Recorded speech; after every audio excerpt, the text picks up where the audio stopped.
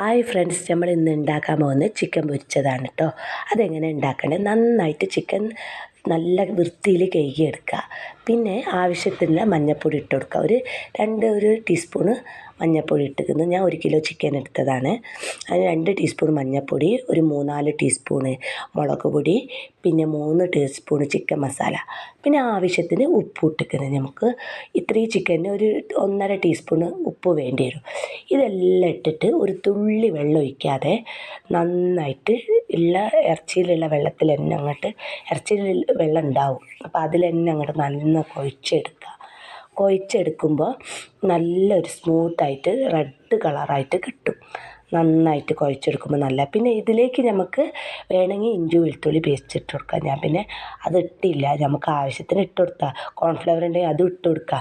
ഞാൻ പിന്നെ ഒന്ന് സിമ്പിളായിട്ട് വീട്ടിലത്തെ ഇതിൽ തന്നെ ഉണ്ടാക്കുന്ന എങ്ങനെയാണ് അറിഞ്ഞിട്ട് പറഞ്ഞുതരാൻ വേണ്ടിയിട്ടാണ്.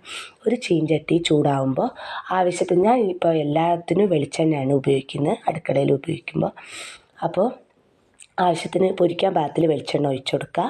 അതിലേക്ക് ഓരോ ചിക്കന് ചൂടാവുമ്പോൾ ഓരോന്ന് ഇട്ട് കൊടുക്കുക. പിന്നെ 2 ഭാഗം, ഒരു സൈഡ് വേവുമ്പോൾ അടുത്ത സൈഡ് മറിച്ച് കൊടുക്കുക. പിന്നെ 2 സൈഡും നന്നായിട്ട് വെന്ത ശേഷം ഒരു ബ്രൗൺ കളറായിട്ട് വേവണം. അത് വെന്ത ശേഷം